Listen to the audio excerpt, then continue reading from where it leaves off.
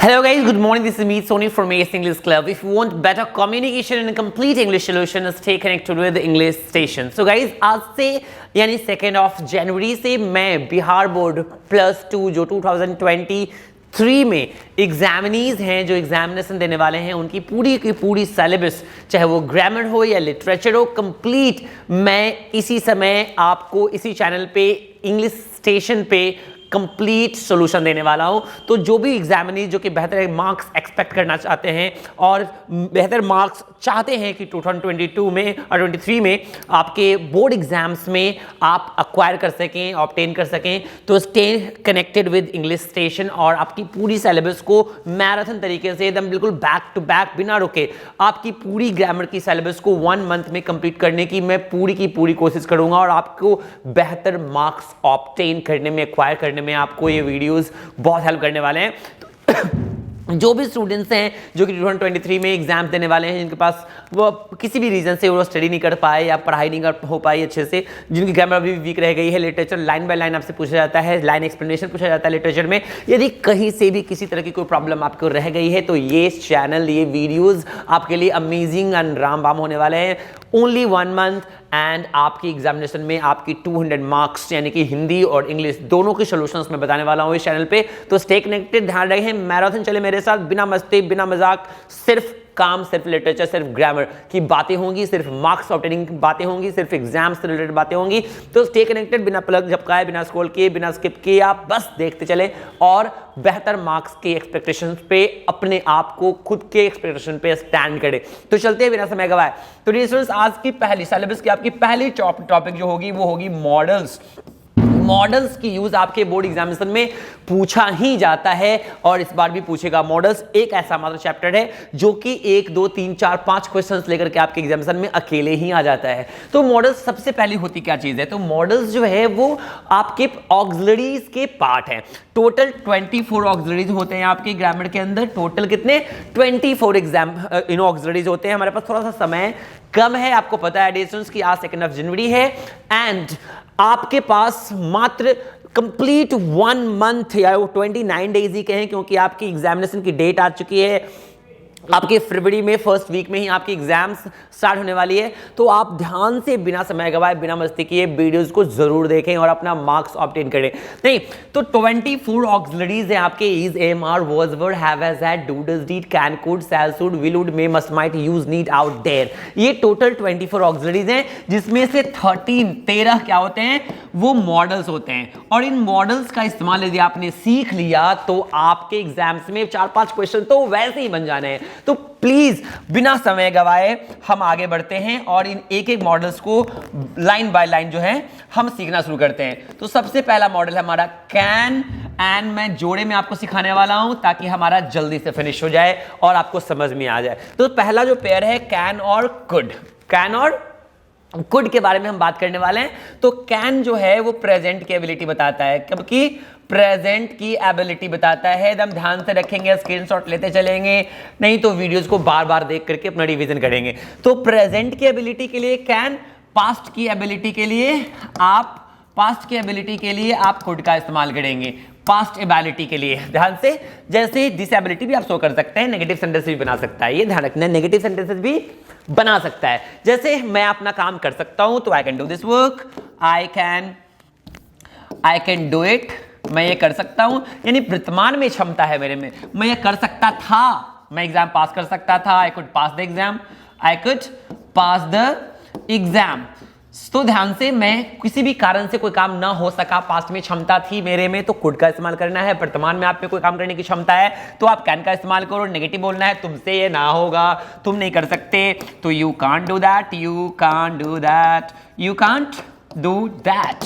नहीं, मैं ये नहीं कर सकता था या तुम ये नहीं कर सकते थे, you could not do it, you could not do that.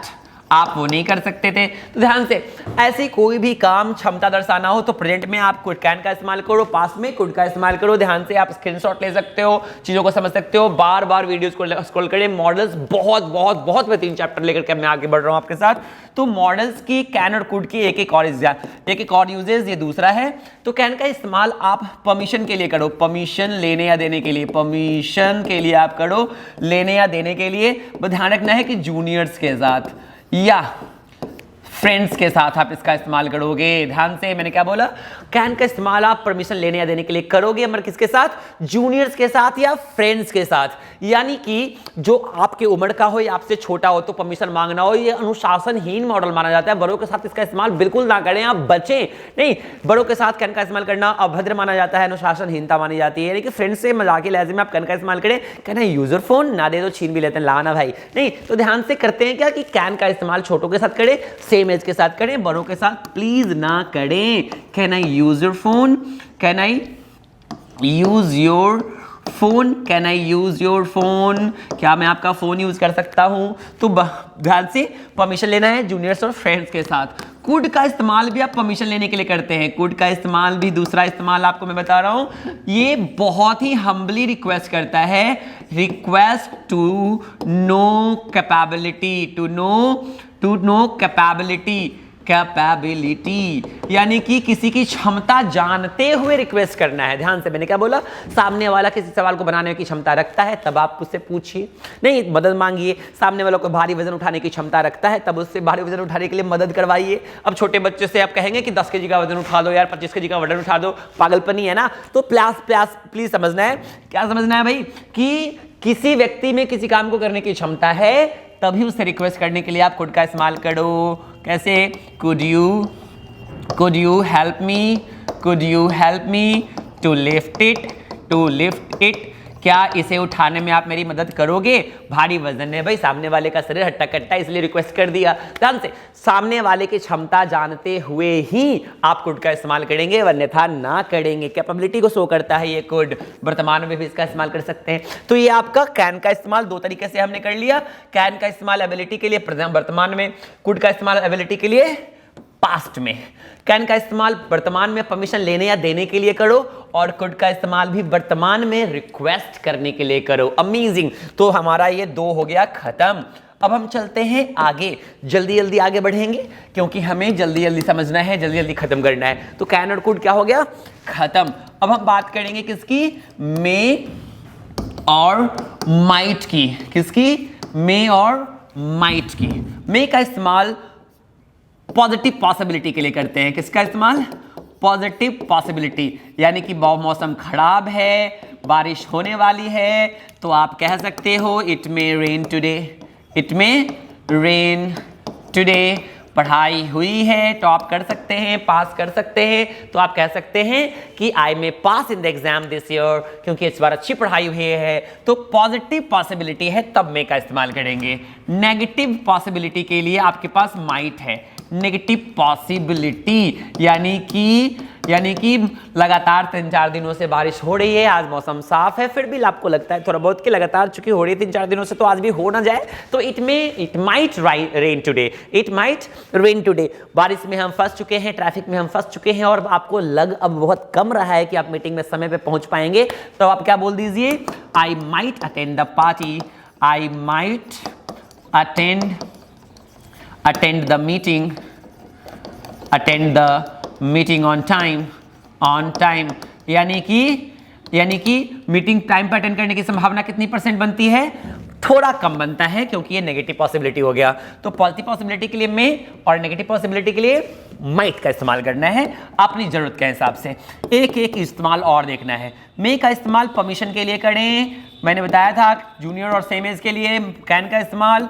अब सीनियर्स के लिए आप किसका इस्तेमाल कर सकते हो, सीनियर्स के लिए मे का इस्तेमाल करो आप। ध्यान से, सीनियर्स के लिए मेरे से पूछना है, सर से पूछना है, बॉस से पूछना है, फादर से पूछना है, may I use your phone sir, may I use your phone sir, may I use your phone sir. नहीं, तो बड़ों से आप पूछ रहे हैं ना, तो सर लगा रहे हैं तो मे का इस्तेमाल करिए। दोस्तों के साथ पूछना है, सेमेज के साथ पूछना है तो आपने कैन का इस्तेमाल जस्ट अभी किया था। नहीं, माइट का इस्तेमाल कैसे करते हैं दूसरा नंबर में। तो माइट का इस्तेमाल जो होता है वो आप रिक्वेस्ट करेंगे, क्या करेंगे, रिक्वेस्ट करेंगे। दूसरा नंबर ये इस्तेमाल है, रिक्वेस्ट करेंगे, request to show urgency, to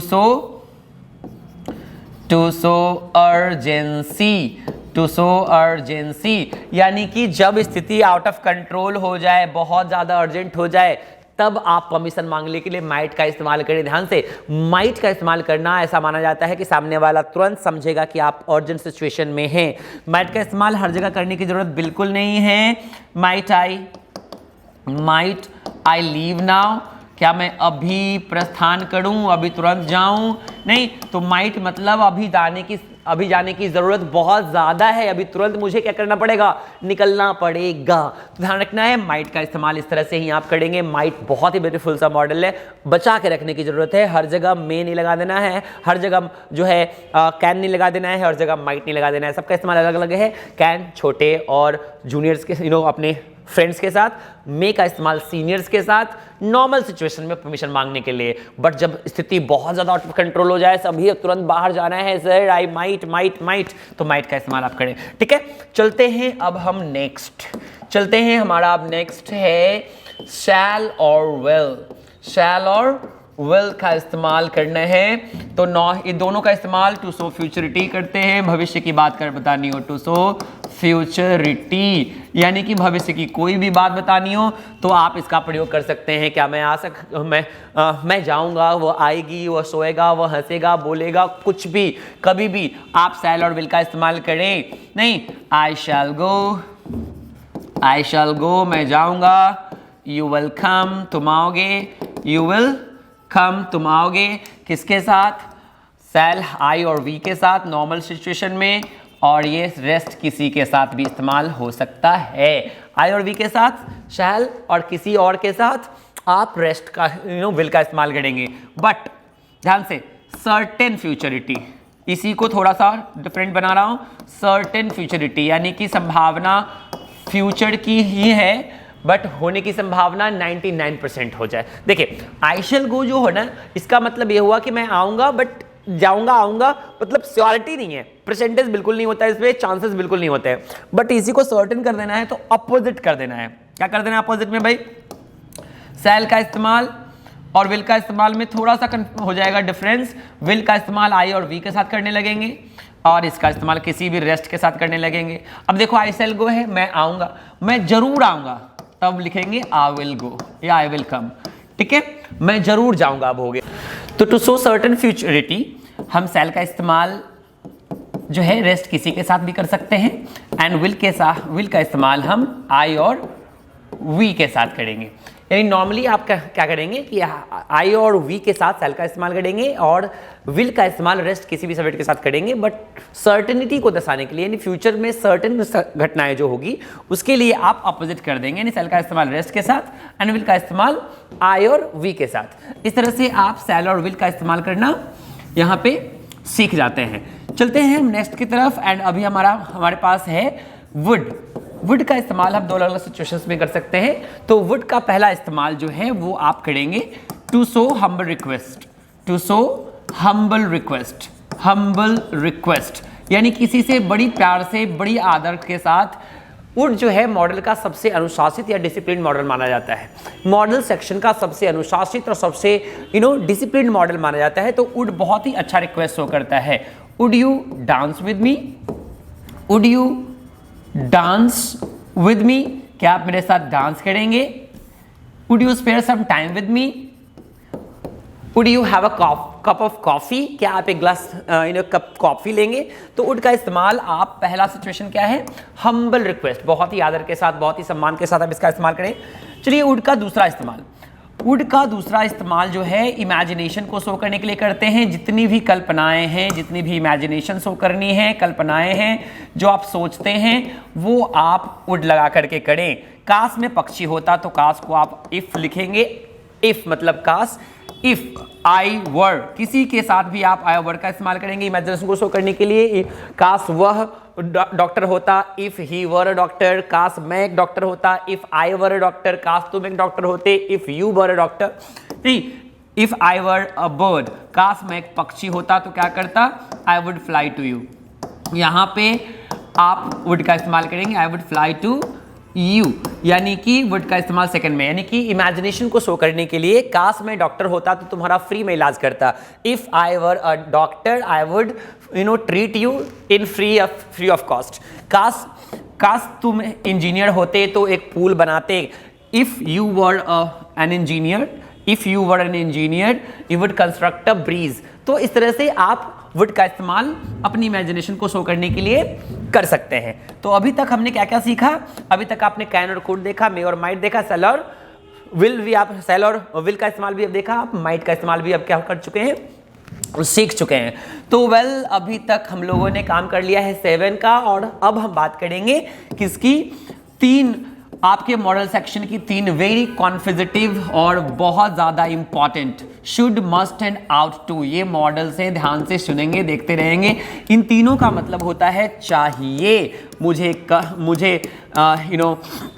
एक कप चाय पीनी चाहिए, आपको यहाँ थोड़ी देर रुकनी चाहिए, आपको डॉक्टर से मिलनी चाहिए, आपको मेरा बर्थडे पार्टी अटेंड करना चाहिए। ऐसे जितने भी सेंटेंसेस जो चाहिए चाहिए लगा करके आप बोलते हैं, उनमें से इन तीनों में से किसी एक का प्रयोग आप करेंगे। तो प्रॉब्लम यह है कि पहचानना आना चाहिए कि आखिर इन तीनों में से किसका प्रयोग कहाँ करें।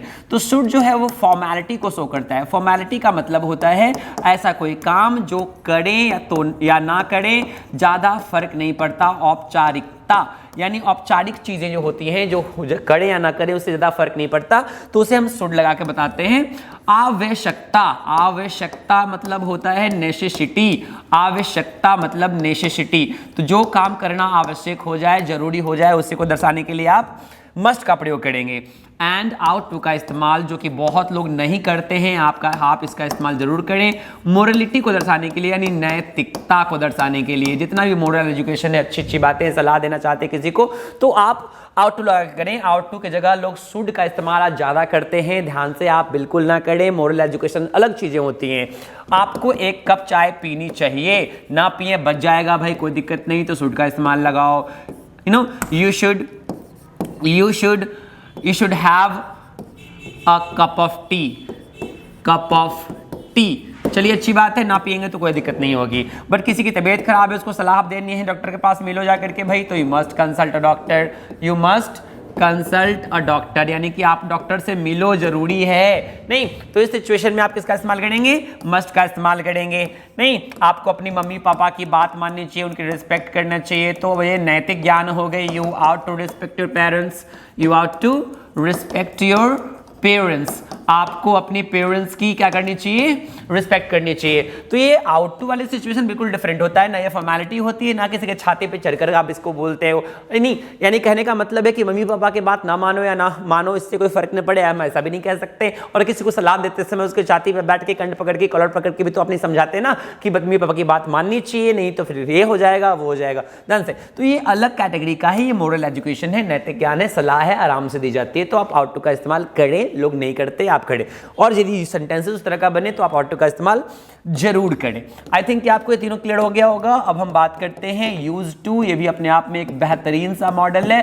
पास्ट हैबिचुअल एक्शन को शो करता है। Past habitual action, past habitual action का मतलब ऐसा कोई काम जो पास्ट में आप करते थे, वर्तमान समय में वो आदत आपकी नहीं है। जैसे मैं अपनी बात बताऊं तो you use to smoke, use to smoke, आप सिगरेट पिया करते थे। I use to talk to her, I use to talk to her, मैं उससे बात किया करता था।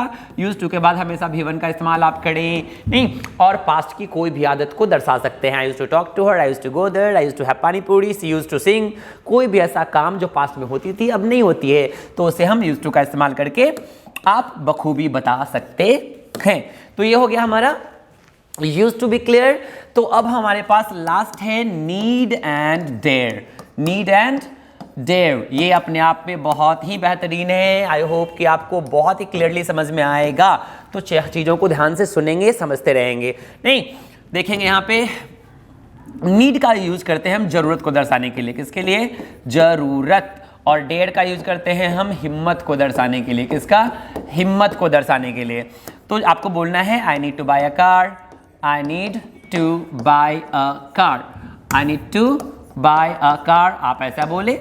he dares to watch movies, horror movies alone। उसे अकेले एक हॉरर मूवी देखने की हिम्मत है। तो इस तरह का इस्तेमाल आप कर सकते हैं। आई थिंक कि आपको ये सारी चीजें क्या हो गई होगी, समझ में आ गई होगी कि डेयर का इस्तेमाल, नीड का इस्तेमाल। तो आपने अभी तक क्या क्या देख लिया? टोटल 13 मॉडल्स हमने पढ़ाया आपको। कैन और कुड एक साथ आपने देखा, मे और माइट आपने एक साथ देखा, शैल और विल का इस्तेमाल आपने किया, फिर आपने अभी वुड का इस्तेमाल किया, फिर आपने should, must and ought to का इस्तेमाल भी जस्ट देखा आपने, नहीं? एंड फाइनली यूज टू का इस्तेमाल भी आपने किया, और नीड एंड डेयर भी, नीड एंड डेयर भी आपकी क्या हो गई? क्लियर हो गई। यानी can, could, shall, should, will, would 1 2 3 4 5 6 7 8 9 10 11 12 13, यानी कि टोटल 13 मॉडल्स आपकी क्या हो गए यहाँ खत्म। तो एक सेशन में आज की पहले सेशन में जो आपकी बिहार बोर्ड स्पेशलिस्ट है और किसी भी बोर्ड और किसी कंपटीशन के लिए ये माशाल्लाह बहुत ही बेहतरीन सी चैप्टर है, आपको पसंद आएगी, आप जरूर देखें। और कोई प्रॉब्लम हो तो कमेंट बॉक्स में मुझे लेकर के जरूर बताएं, और कंटिन्यूअसली आप इस सेशंस को इंग्लिश स्टेशन पे जरूर देखते रहें, क्योंकि आपको एग्जामिनेशन में ज़्यादा मार्क्स लानी है, कम समय में ज़्यादा बेहतरीन मार्क्स ऑब्टेन करना है। तो ये आपके सेशन जो है आपके लिए रामबाण ब्रह्मास्त्र जो भी कह लें, पैनेशिया साबित होने वाली है। So stay connected with English Station, because if you want better communication and complete English solution, stay connected with English Station. Love you. Bye bye. See you in the next video.